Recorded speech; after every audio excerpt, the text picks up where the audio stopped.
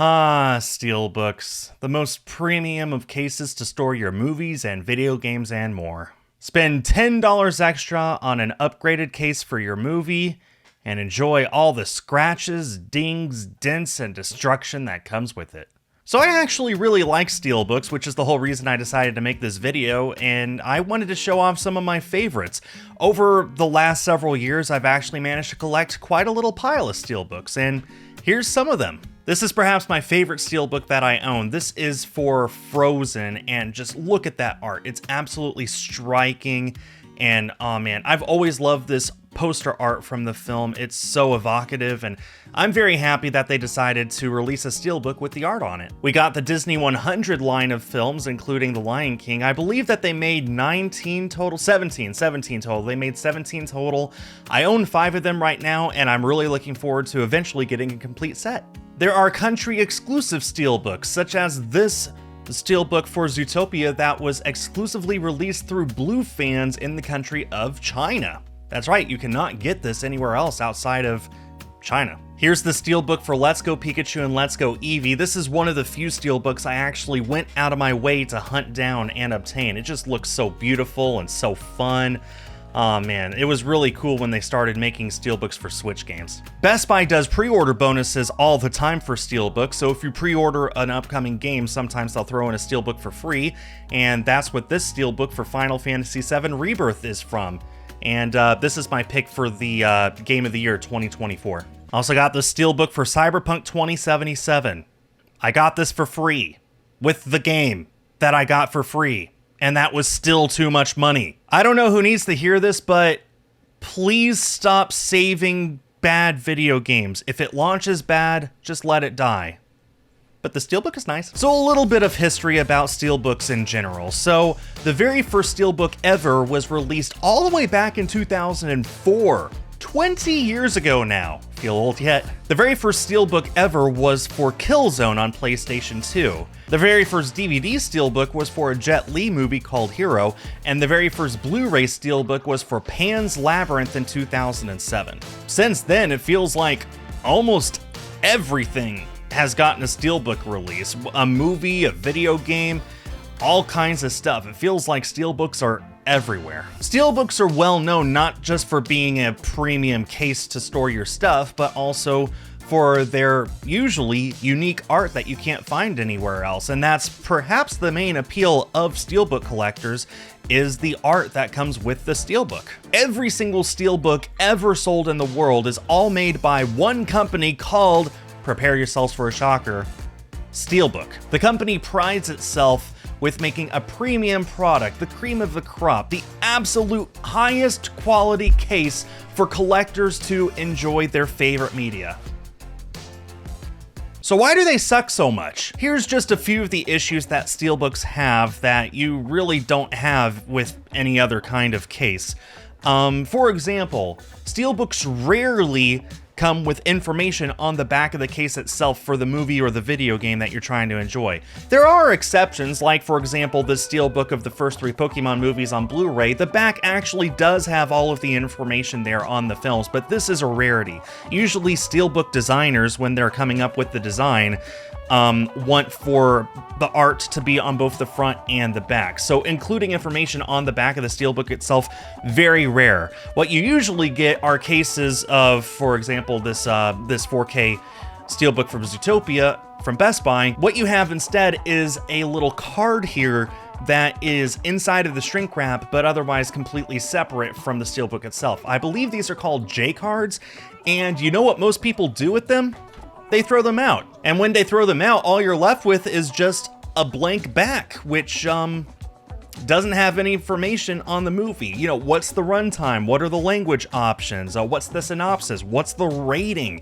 There's no way to know once you take the card off. The biggest problem with Steelbooks, though, is the Steelbooks themselves.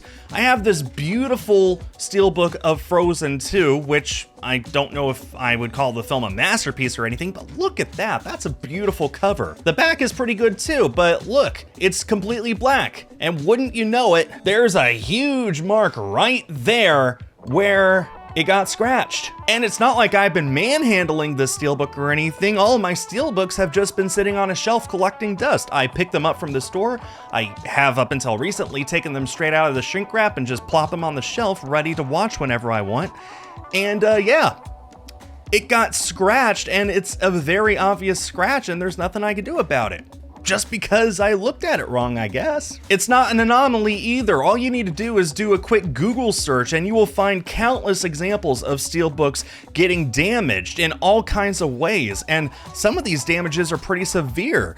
And a lot of them arrived damaged on people's front doors straight from the retailer. Steelbooks, for being such a high quality premium brand, are not all that high quality or premium. That's why all of my steelbooks in this video are in these nice acrylic cases.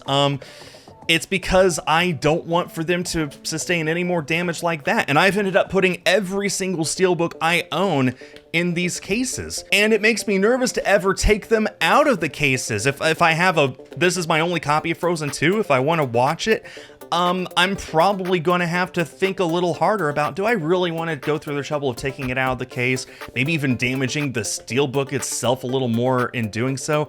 Would I rather just watch it on Disney Plus? Like, at that point, it really kind of feels like, well, why do I bother having this at all if I'm not even going to enjoy it?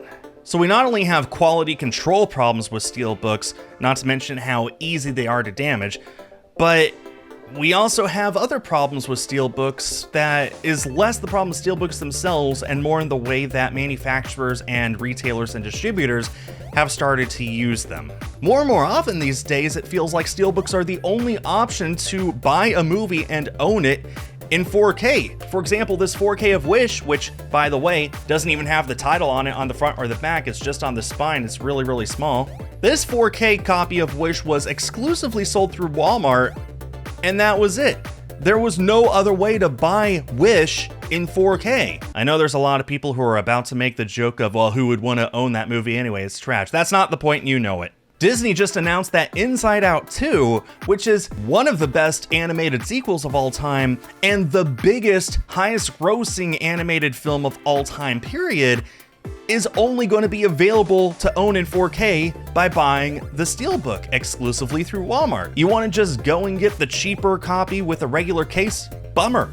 There won't be one available, and there will never be one available. You want to own it, pick up the Steelbook, or don't own it at all, basically. And then there are cases where the only way to own anything at all is to buy the Steelbook, because there is no other option. At least with Inside Out 2, you can buy the Blu-ray or DVD, but what if you want to own Moon Knight or Obi-Wan Kenobi or any of the other Disney Plus shows physically? They're only available on the Steelbook. There was never another way of buying these. All of that being said, at the end of the day, Steelbooks are still pretty cool. Don't get me wrong, all of the problems aside, how they have manufacturing defects, how they're so easy to hurt, all of that aside, there's a reason that they're still popular, and there's a reason why I still continue to get them, and that's because they are really fun. They're fun little items to collect. It's really fun for me to go onto YouTube and look at people's Steelbook collections, because you can tell when people collect Steelbooks, they have a real passion for it. They know what they like, they go out and they get what they like, they display it on the shelf behind them, they proudly show it off to the whole world, and they say, look at this cool little thing that I have. Isn't this awesome? Isn't this really, really cool?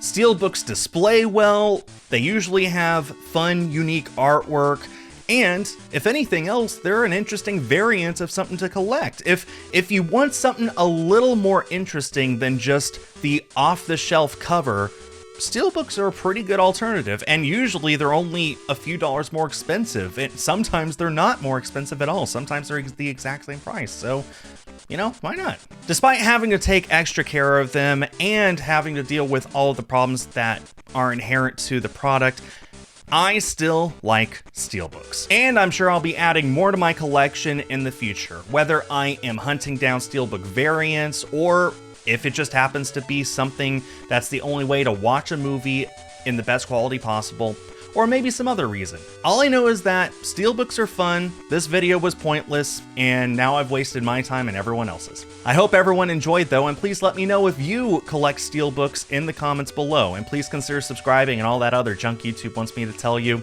I won't keep any more of your time. That does it for now. Thanks everyone for watching, and stay tuned for more.